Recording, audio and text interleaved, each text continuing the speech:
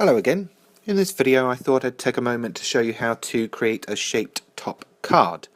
I've left links to the blog in the bottom notes if you want to go and have a look at some examples of this. First step though is to drag a couple of shapes on, one square, one scallop. I'm accessing the properties of the square now and I'm removing the tick box that's by the saying maintain aspect ratio, and I've changed the height to 8 and the width to 6 even. I've then selected both shapes and I've aligned them along the center and the horizontal axis. I then grouped them and also then duplicated them and then selected both of those and aligned them again along the horizontal and vertical. I've ungrouped the second pair and I'm going to access the properties box again and drop the height of the rectangle by half, so this is down to 4. I'm holding down the shift key as I click and move that rectangle, just that it only moves on the up and down axis. Again, shift and click and drag in order to make sure that's lined up with the bottom of the larger rectangle. And then just so I can see what I'm doing, going back out. Then I'm going to select the scallop, circle and the rectangle, and I'm going to weld these two together using the right click function. So I right click and then choose weld from the menu, and then again right click and create offset line. I'm going to choose the inward option because I want to create a smaller outline. Because I won't need the actual original after this, I'm choosing the delete option, and that's given me exactly what I wanted there. So if I drag this off to the side, you'll get a better view. There you can see it. I'm going to do this again twice more, creating the custom outline. This time though, I'm going to choose to leave the original shape that obviously it's tracing around, and therefore I have now 2 layers that I can use on my finished card. And then just one more. Now do bear in mind you've got the option to change the width of the mats and layer edges by obviously using the slider box. Just to tidy things up as I'm working along though, I'm grouping all of those 3 together. So just selecting all 3 using the align tools and then group. Now I'm moving back to the original shape and I'm ungrouping it because I now want to start editing that scalloped circle. I'm going to select it by double clicking this time because I want to access the line editing functions. So you can see there that's happened. The bit that I want to start deleting or to open the shape is selected, so I click open outline, and now I'm going to start deleting the nodes. Now you can do this by selecting lots of nodes all at once and clicking on the delete node button, or you can do it individually if you only want to remove some of them.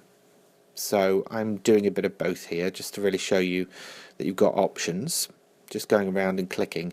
Sometimes on tight corners or on curves you will have more than one node, and unless you're zoomed in super close you might not see, so sometimes it might actually look as if what you're deleting hasn't deleted, but it has, if you see what I mean. Anyway, I'll just carry on doing this, clicking away, deleting, clicking, deleting, clicking, deleting. Probably should have gone with the delete all option. If you click out, don't worry, just double click again and then your nodes will reappear. And basically that is it on that. That's how quickly and simply I can create that tab top. That's now just going to cut that line. What I want to do now though is create the score lines where the card is going to fold and the shape will pop up from.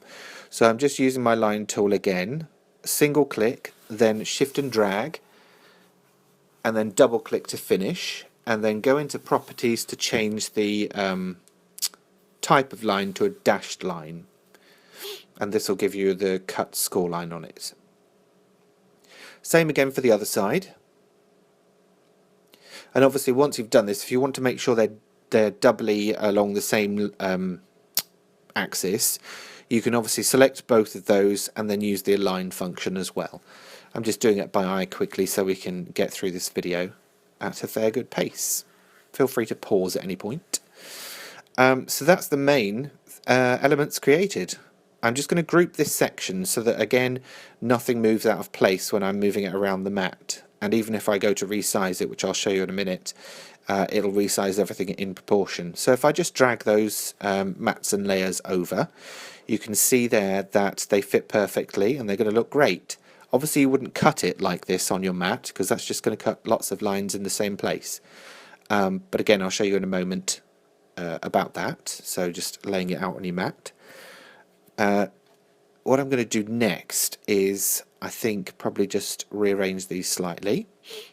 So I'm zooming back out to the full map view, and I'm just dragging off, after ungrouping, some of these shapes, just to show, obviously, you can just position them wherever you want them to go.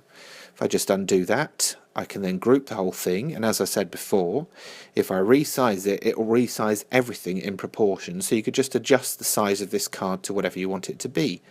Don't forget though that you've grouped it, so you will need to ungroup if you then want to start moving your layers around. So again, just shifting them around. If you definitely want to cut everything from one mat and you find you haven't got room, you can either resize it or you can just delete one of the layers. It's not going to make a huge difference, it's just really down to your personal preferences. And I think to finish, possibly what I'll do is just show you quickly how to save that. So I'm saving it as a new project in my online storage in Scan and Cut Canvas. To get it to the machine, obviously we've got options. We click download. My option generally would be download to PC, as I don't have one of the Wi-Fi enabled machines, one of the new machines. If you did, you'd click the button on the right. So I click download, I can see that it's downloaded, and then I click show in folder, and it will take me to exactly where it sent that file. And that, my dears, is pretty much it. So I'm just going to sign out of here.